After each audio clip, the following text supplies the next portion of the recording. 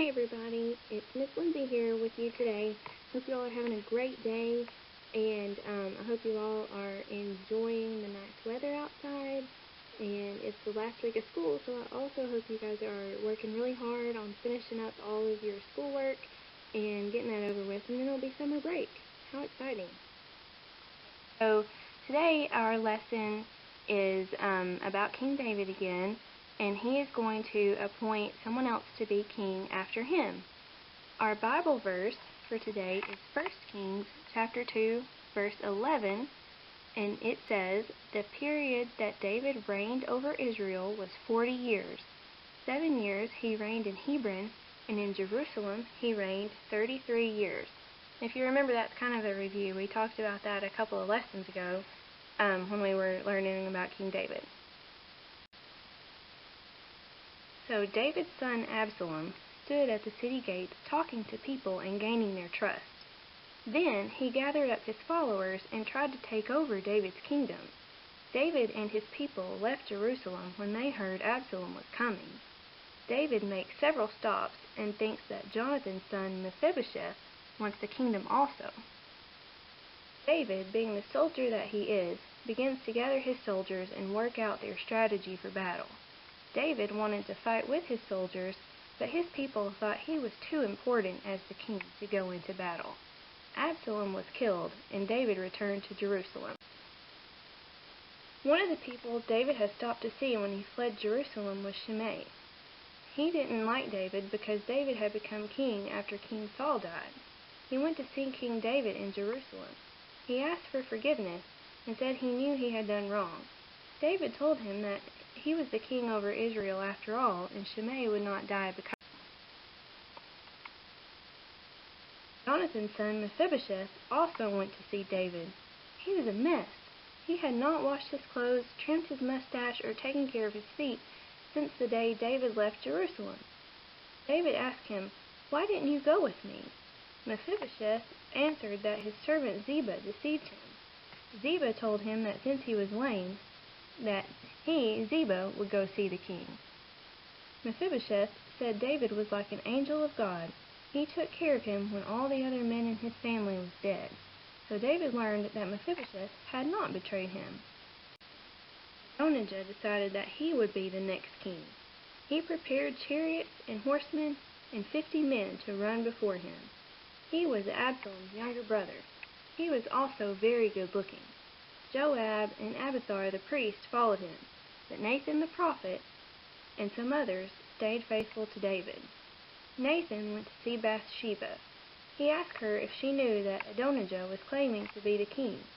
Nathan told Bathsheba to discuss this with David, and while she was with him, he would come in and confirm that this was true.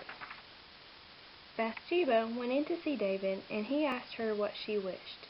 She reminded David that their son Solomon was to be the next king, but that Adonijah had made himself the king, and all the people of Israel are waiting for David to tell them who should be their king. If David died before Solomon was made king, then she and Solomon would be treated as traitors. While she was talking to David, Nathan the prophet came to see David. He asked if David had made Adonijah the king because he was having a party, and the people were saying, "Long live King Adonijah." David asked for Bathsheba and said, "Surely our son Solomon will be the king after me. He will sit on my throne instead of me, and I will take care of it today." David asked for Zadok the priest, Nathan the prophet, and Benaiah, and told them to take his servants and have Solomon ride David's mule. He said to go to Gihon and anoint Solomon king over Israel. Blow the horn and say, "Long live Solomon." Then come back, and he will sit on my throne and be king in my place, because I have chosen him to be ruler over Israel and Judah. They did what David said, and the people played flutes and celebrated. Adonijah wondered why there was so much noise during his party, and was told that Solomon was anointed the new king by David. When the people heard, they left Adonijah's party, afraid to be with him.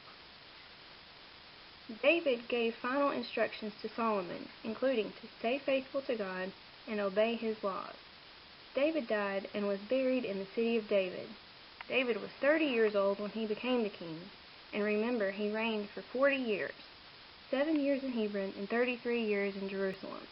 So he was about 70 years old when he died. Alright, so for some review questions.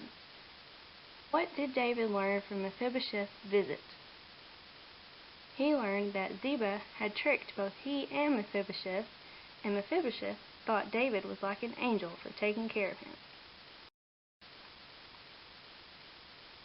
Who was Adonijah, and what do we know about him?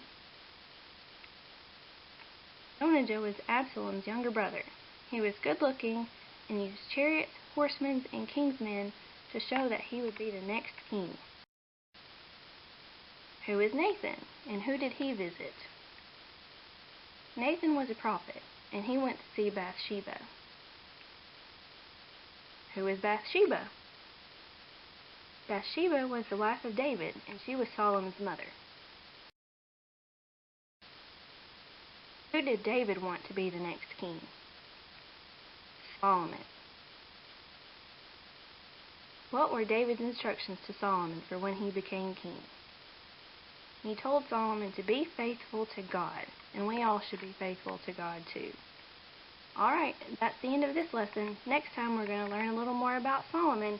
He's the last king we're going to talk about before we get into studying the majority of 2 Kings for Bible Bowl. See you guys next time.